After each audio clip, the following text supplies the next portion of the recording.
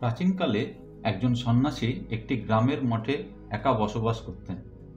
তিনি নিজেকে সৌভাগ্যবান বলে মনে করতেন, কারণ ওই গ্রামের ধনী ব্যক্তিটি তাকে বিভিন্নভাবে সাহায্য করতেন। এই সন্ন্যাস জীবন কিভাবে কাটাবেন এ নিয়ে তার মনে কোনো চিন্তাই ছিল না, কারণ এই গ্রামের একমাত্র ধনী ব্যক্তিটি সময়ের আগেই তার সেবায় খাদ্য এবং প্রয়োজনীয় দান সামগ্রী পাঠিয়ে দিতেন। তিনি জানতেন যে তার খাদ্যের কোনোদিন অভাব হবে না। এই মঠটির ও রক্ষণাবেক্ষণ ওই ধনী ব্যক্তিটিই করেন, সুতরাং বাসস্থানেরও কোনোদিন সমস্যা হবে না। তার প্রয়োজন অবশ্য খুব সামান্যই, আর যা তার এই দেহকে জীবিত রাখার জন্য প্রয়োজন তা অবশ্যই তিনি পাচ্ছেন। তার মনে না এর থেকে অধিক কোনো চাহিদা ছিল, আর না ছিল পার্থিব জগতের আরাম ও বিলাসবহুল জীবন সম্পর্কে কোনো প্রশ্ন। তাই সন্ন্যাসী মনে সবসময় প্রশান্তি অনুভব করতেন এবং সাধন ভজন ও ঈশ্বর চিন্তায় তার দিনযাপন হতে থাকলো। কিন্তু তিনি এটা জানতেন না যে তিনি কতখানি সৌভাগ্যবান। একদিন ওই ছোট গ্রামে হঠাৎ একজন প্রবীণ সন্ন্যাসীর আগমন হয়। এই সন্ন্যাসীর সাধনার একটি উদ্দেশ্য ছিল, তিনি একজন নিখুঁত, সম্পূর্ণ ত্রুটিমুক্ত সন্ন্যাসী হবেন। এটাই ছিল তার জীবনের একমাত্র লক্ষ্য। এই লক্ষ্যে পৌঁছানোর জন্য তিনি সত্যের পথ অনুসরণ করেছিলেন। গ্রামে একজন সন্ন্যাসী এসেছেন, তাই ওই গ্রামের সেই ধনী ব্যক্তিটি তার সঙ্গে সাক্ষাৎ করতে আসেন। সন্ন্যাসীর ভদ্র আচরণ ও শান্ত স্বভাব দেখে ধনী ব্যক্তিটি খুব খুশি হন, তাই তিনি তাকে তার গৃহে আমন্ত্রণ জানান।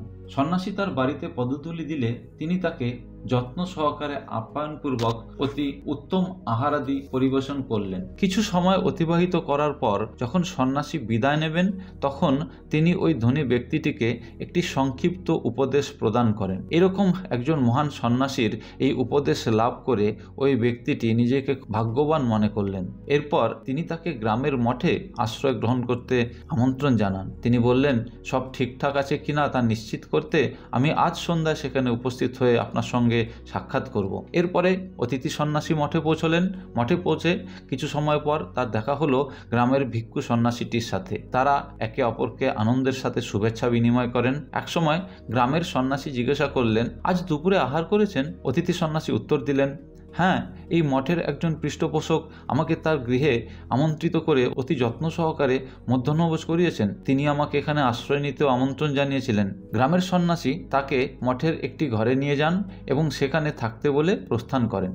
ঘরে প্রবেশ করে অতিথি সন্ন্যাসী ধ্যানে নিমগ্ন হয়ে তার বাকি সময় অতিবাহিত করেন। সন্ধ্যা হওয়ার কিছু পরেই দিনের সব কাজ সেরে গ্রামের সেই ধনী ব্যক্তিটি মঠে উপস্থিত হন। তিনি অতিথি সন্ন্যাসীর সম্মানে ফল, পানীয়, ফুল এবং প্রদীপের তেল নিয়ে আসেন। তিনি গ্রাম্য সন্ন্যাসীকে জিজ্ঞাসা করেন, আমাদের অতিথি কোথায়? তিনি তাকে থাকার জন্য কিরকম কক্ষ দিয়েছেন?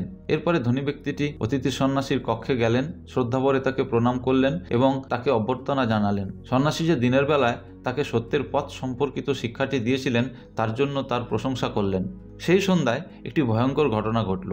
গ্রামের সন্ন্যাসী, যিনি এতদিন অতি সন্তুষ্ট ছিলেন, তার মনে হিংসার বিষ প্রবেশ করল। তিনি মনে মনে ভাবতে লাগলেন, গ্রামের ধনী ব্যক্তিটি এখানে আমার জীবন ধারণের জন্য সব কিছু করেছেন। তিনি আমাকে এখানে থাকার ব্যবস্থা করে দিয়েছেন, প্রতিদিন আমার পেট ভরে একরকম খাবারেরও ব্যবস্থা করে দিয়েছেন। তবে আজ এই ভেবে আমি ভয় পাচ্ছি, আশঙ্কিত হচ্ছি যে আমার খারাপ দিন চলে এসেছে। এই ধনী ব্যক্তিটি নতুন সন্ন্যাসীকে অত্যন্ত সম্মান করছেন। এই নতুন সন্ন্যাসী যদি চিরতরে এই মঠেই থেকে যান, আমার ভক্ত এই ধনী ব্যক্তিটি তাহলে আমার যত্ন নেওয়া বন্ধ করে দিতে পারেন। তাই এই নতুন সন্ন্যাসী যেন এই মঠে না থাকতে পারে, সেই ব্যবস্থা আমাকে যত শীঘ্রই করতে হবে। না হলে আমার জীবনে অন্ধকার যে নেমে আসবেই, এটা নিশ্চিত। এই চিন্তা তার মনকে কুরে কুরে খেতে শুরু করে। নিত্যদিনের খাবার থেকে বঞ্চিত হতে পারেন, এই ভয়ে তিনি মানসিক প্রশান্তি হারান। এরপর তিনি অতিথি সন্ন্যাসীর বিরুদ্ধে ষড়যন্ত্রে লিপ্ত হন। সেই রাতে রীতি অনুযায়ী সন্ন্যাসীরা দিন শেষ করে একত্রে মিলিত হন। অতিথি সন্ন্যাসী তার স্বাভাবিক বন্ধুত্বপূর্ণ উপায়ে কথা বললেন, কিন্তু গ্রামের সন্ন্যাসী তার সাথে কোনো কথাই বললেন না। অতিথি সন্ন্যাসী বুঝতে পারলেন যে গ্রামের সন্ন্যাসীটি তার প্রতি ঈর্ষান্বিত এবং যথেষ্ট বিরক্ত। তিনি ভাবলেন, এই সন্ন্যাসী এটাই বুঝতে পারছে না যে আমি পরিবার, পরিজন, মানুষ এবং জাগতিক সকল প্রকার স্বাচ্ছন্দ্যের আসক্তি থেকে একেবারে মুক্ত। আমি যে কোনো প্রকার ইচ্ছে বা প্রবৃত্তি থেকেও মুক্ত। এখানে থাকা বা না থাকা আমার জীবনের কোনো বিষয়ই নয়। আমি ত্যাগের জীবন অতিবাহিত করছি। কিন্তু এটি অতি দুঃখজনক যে একজন সন্ন্যাসী হয়ে ত্যাগের জীবন অতিবাহিত করেও গ্রামের এই সন্ন্যাসীটি এই সত্যিটি উপলব্ধি করতে পারলেন না। এই অজ্ঞতার জন্য কর্মফল অনুযায়ী তাকে অবশ্যই যথেষ্ট মূল্য দিতে হবে। এই ভেবেই সন্ন্যাসীর মন করুণায় উদ্রেক হয়ে উঠল। এরপরে তিনি তার কক্ষে ফিরে এসে দরজা বন্ধ করে দিলেন এবং সারা রাত উচ্চস্তরীয় মানসিক অবস্থায় ধ্যানে রত হলেন। রাত ফুরিয়ে সকাল হলো। সকাল হতেই গ্রামের সন্ন্যাসী ধনীর ব্যক্তির থেকে ভিক্ষা সংগ্রহের জন্য প্রস্তুত হলেন। তিনি মঠের ঘণ্টাটি বাজালেন, কিন্তু আঙুলের নখ দিয়ে এত হালকা টোকা দিয়ে বাজালেন যে শব্দ মন্দিরের আঙিনায় বিচরণরত পাখিরাও শুনতে পেল না। এত কম শব্দে বাজল ঘণ্টাটি। এরপর তিনি অতিথি সন্ন্যাসীর ঘরের দরজায় টোকা দিলেন, কিন্তু আবার সেই একই রকমের কাজ। তিনি তার আঙুলের নখ দিয়ে এত হালকাভাবে দরজায় টোকা দিলেন যে এই টোকার শব্দ এতই নীরব ছিল যে দেয়ালের ভিতরে থাকা ছোট ইঁদুরগুলোও তা শুনতে পায়নি। কিন্তু তাতে কি? প্রথা অনুযায়ী তিনি তো ঘণ্টা বাজিয়েছেন, অতিথি সন্ন্যাসী শুনতে পাননি, এতে তো তার কোনো দোষ নেই। তিনি তো তার দরজায় টোকা দিয়ে তাকে ভিক্ষা সংগ্রহের জন্য প্রস্তুত হবার জন্য সংকেত দিয়েছেন। তিনি যদি শুনতে না পান তো এতে আমার দায় কোথায়? এরপরে তিনি একাই ওই ধনী ব্যক্তির গৃহে উপস্থিত হন। ওই ব্যক্তি সন্ন্যাসীকে শ্রদ্ধার সাথে প্রণাম করেন, তার ভিক্ষার বাটিটি হাত থেকে নিয়ে প্রশ্ন করেন, আমাদের অতিথি সন্ন্যাসী কোথায়? গ্রাম্য সন্ন্যাসী উত্তর দিলেন, আমি তাকে দেখিনি। আমি ঘণ্টা বাজালাম, আমি তার দরজায় কড়া নাড়লাম, কিন্তু তিনি হাজির হলেন না। সম্ভবত আপনি যে গতকাল তাকে এত ভালো ভালো খাবার খাইয়েছেন তাতে সে অভ্যস্ত নয়, তাই হয়তো এখনও ঘুমিয়ে ঘুমিয়ে সেসব সুখাদ্য তিনি হজম করছেন আর পরবর্তী ভোজের স্বপ্ন দেখছেন। আমার মনে হয় এই ধরনের সন্ন্যাসীরাই আপনাকে খুব খুশি করতে পারবেন। এদিকে মঠে অতিথি সন্ন্যাসী জেগে উঠলেন। স্নান করে তিনি নিজেকে পরিষ্কার পরিচ্ছন্ন করে বস্ত্র পরিধান করে অতঃপর তিনি শান্তভাবে ভিক্ষান্ন সংগ্রহের উদ্দেশ্যে রওনা হলেন। তিনি গৃহস্থ বাড়িতেই ভিক্ষা প্রার্থনা করবেন এবং যেখানেই ভিক্ষা পাবেন তাতেই তার প্রয়োজন নিবৃত্তি হবে। এদিকে ধনী ব্যক্তি আজ গ্রাম্য সন্ন্যাসীকে সবচেয়ে দামি সব খাবার দাবার খাওয়ালেন। দুধ, চাল, মাখন, চিনি এবং মধু দিয়ে তৈরি অতি উপাদেয়, সুস্বাদু ও মিষ্টি ছিল আজকের খাবারটি। সন্ন্যাসী তার পেট ভরে এই খাবার খেলেন। খাওয়া শেষ হলে লোকটি পাত্রটি সন্ন্যাসীর হাত থেকে নিয়ে জল এবং সুগন্ধি দিয়ে যত্ন সহকারে পরিষ্কার করে সেই একই সুস্বাদু খাবার দিয়ে সেই পাত্রটি পূরণ করেন এবং সন্ন্যাসীর হাতে তুলে দিয়ে বলেন, আমি বুঝতে পারছি গ্রাম দর্শনে বেরিয়ে অতিথি সন্ন্যাসী মহাশয় আজ অবশ্যই ক্লান্ত বোধ করবেন। আপনি অনুগ্রহ করে আমার পাঠানো এই খাবার তার কাছে নিয়ে যান। গ্রামের সন্ন্যাসী কিছু না বলে খাবারের পাত্রটি গ্রহণ করলেন। এদিকে গ্রামের সন্ন্যাসীর মন তো ঈর্ষার আগুনে জ্বলেই চলেছে। তিনি ভাবলেন, অন্য সন্ন্যাসী যদি এই চমৎকার খাবারটি একবার খেয়ে এর স্বাদ পেয়ে যায়, এরপরে আমি তাকে এই মঠ থেকে গলা ধাক্কা দিয়ে বের করে দিলেও সে কিন্তু এখান থেকে কিছুতেই যাবে না। তাই এই খাবারের স্বাদ তাকে কোনো মতেই পেতে দেওয়া যাবে না। এখন এই খাবার যদি আমি রাস্তায় কোনো মানুষকে দিয়ে দেই তাহলে এই খবর জানাজানি হয়ে যাবে। আবার যদি পুকুরে ফেলে দিই তবে এই খাবারের ঘি, মাখন জলের উপরে ভেসে উঠবে, এতে সবাই দেখে ফেলবে।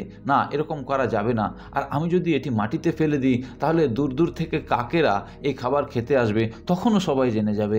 তাহলে এমন কি করা যায় যাতে সাপও মরবে অথচ লাঠিও ভাঙবে না? গ্রামের সন্ন্যাসী এরকম ভাবতে ভাবতে পথ চলেছেন। তিনি লক্ষ্য করলেন একটি ক্ষেতে কৃষকরা মাটিকে উর্বর করার জন্য শস্যক্ষেত্র আগুন দিয়ে পুড়িয়ে দেওয়ার জন্য গরম জ্বলন্ত কয়লা দিয়ে আবৃত করেছেন। তিনি অতিথি সন্ন্যাসীর জন্য ধনী ব্যক্তির পাঠানো সেই খাবার জ্বলন্ত কয়লার উপরে নিক্ষেপ করলেন। আর এই ঘটনার সাথে সাথেই গ্রামের সন্ন্যাসীর মানসিক শান্তিও চিরতরে চলে গেল। এরপরে গ্রামের সন্ন্যাসী তড়িঘড়ি মঠে ফিরে এলেন। দেখলেন যে অতিথি সন্ন্যাসী সেখান থেকে চলে গিয়েছেন। তখন তিনি ভাবলেন, এই অতিথি হলেন একজন সত্যিকারের উচ্চস্তরীয় সন্ন্যাসী। আমি যে ঈর্ষা পরায়ণ হয়ে ওনার বিরুদ্ধে ষড়যন্ত্র করেছি, তাকে তাড়ানোর চেষ্টা করেছি, সেটা তিনি অবশ্যই টের পেয়েছেন। আমি যে খাবার হারানোর ভয়ে ওনার বিরুদ্ধে কুটিল ষড়যন্ত্র করেছি সেটা উনি অবশ্যই বুঝতে পেরেছেন। তার প্রতি আমার চক্রান্ত এবং দুর্ব্যবহার, তার ভিক্ষান্ন নষ্ট করে দেওয়া অবশ্যই তার দৃষ্টির বাইরে নয়। এরপরে দিন কাটতে লাগলো। গ্রামের কিছুই বিশেষ পরিবর্তন হলো না। ধনী ব্যক্তিটি সারা জীবন গ্রামের সন্ন্যাসীকে আগের মতোই সেবা এবং সাহায্য করতে থাকেন। এদিকে কিন্তু সন্ন্যাসীর মন যন্ত্রণা ও কষ্টে ভরে গেল। এ কষ্ট বড়ই নিদারুণ বেদনা, যা বলতে পারা যায় না। এমন এক গ্লানি যা প্রতিদিন তার মনকে, আত্মাকে কুরে কুরে খেতে থাকে। না, কোথাও একটু শান্তি নেই। তিনি যেন জীবদ্দশায় ক্ষুধার্ত এক ভূতের মতো নিজের জীবনকে, আত্মাকে টেনে নিয়ে বেড়াচ্ছেন। এই অবস্থার অনুভবকে হয়তো এভাবেই খানিকটা ব্যাখ্যা করা যায়। এই ঘটনার অনেক বছর পর গ্রামীণ সন্ন্যাসী দেহত্যাগ করেন, কিন্তু মৃত্যুর পর এই যন্ত্রণার অব্যাহতি হয়নি। তার পুনর্জন্ম হয় এবং তিনি সেই জন্মে দীর্ঘ সময় ধরে কৃতকার্যের যন্ত্রণা ভোগ করেন। কিন্তু এত তাড়াতাড়ি তার মুক্তি যে নেই। এই জন্মে তার কেবলমাত্র আংশিক পাপখণ্ডন হয় মাত্র। এরপরে তিনি আরও 500 বার দানব হয়ে জন্মান, কিন্তু কোনো জন্মেই পেট ভরে খেতে পেতেন না। খালি একবার পেট ভরে খেয়েছিলেন, আর তাও হলো বনের একটি হরিণের পরিত্যক্ত কিছু খাবার। কর্মফলের শেষ এখানেই নয়, এরপরে আরও 500 বার ক্ষুধার্ত কুকুর হয়ে তার পুনর্জন্ম হয়েছিল। অতীত জীবনে একজন সন্ন্যাসীর প্রতি অবিচারের জন্য তার এই জীবন ও ক্ষুধা এবং খাবার নিয়ে ঝগড়া ভরা ছিল। মাত্র একবারই সে যথেষ্ট পরিমাণে খেতে পায়, আর সেটা ছিল একটি নর্দমায় পাওয়া পরিত্যক্ত কিছু খাবার। অবশেষে তার কর্মের বেশিরভাগ ফলাফল শেষ হয়েছিল। আগের সন্ন্যাস জীবনে তিনি কিছু পুণ্য অবশ্যই অর্জন করেছিলেন, তাই অবশেষে একজন মানুষ হিসাবে তিনি পুনর্জন্ম লাভ করার সৌভাগ্যবান হন। তিনি উত্তর ভারতের কাশী শহরের সবচেয়ে দরিদ্র ভিক্ষুক পরিবারে জন্মগ্রহণ করেন। সেই জন্মে তার নাম দেওয়া হয়েছিল মিত্তাবিন্দা। কিন্তু বন্ধুরা দেখো, কর্মের কি ফল। তার জন্মের মুহূর্ত থেকেই এই দরিদ্র পরিবারটি আরও দরিদ্র এবং হতভাগ্য হয়ে ওঠে। কয়েক বছর পর পরিবারে অভাব এবং ক্ষুধার যন্ত্রণা এতটাই বেড়ে যায় যে তার বাবা মা তাকে মারধর করে ভালোর জন্য তাড়িয়ে দেয়। তারা চিৎকার করে বলেছিলেন, চিরকালের জন্য চলে যাও, তুমি অভিশাপ ছাড়া আর কিছুই নও। বেচারা মিত্তাবিন্দা এতদিন আগেও সে কতটা ভাগ্যবান তা জানতো না। তিনি একজন নম্র গ্রাম্য সন্ন্যাসী হিসাবে সন্তুষ্ট ছিলেন, কিন্তু তিনি তার মনে ঈর্ষার বিষকে প্রবেশ করতে দিলেন শুধুমাত্র তার সহজ দৈনন্দিন খাবার হারানোর ভয়ে, যা কিনা তাকে একজন সত্যিকারের সন্ন্যাসীর বিরুদ্ধে ষড়যন্ত্র এবং নির্যাতনের দিকে পরিচালিত করেছিল। তার মনের রোষাগ্নি একজন নিষ্পাপ মনের ঈশ্বরের সেবককে তার ভিক্ষালব্ধ খাদ্য থেকে বঞ্চিত প্রতারণা করেছিল। কি পরিণতি! এই পাপকে খণ্ডাতে তাকে 1001 বার পুনর্জন্ম নিতে হয়। একবার ভেবে দেখো বন্ধুরা, তিনি যা যা ভয় পেয়েছিলেন তার নিজের দ্বারা কৃতকর্ম তাই ঘটিয়েছে। গল্পটি এখানেই শেষ হলো।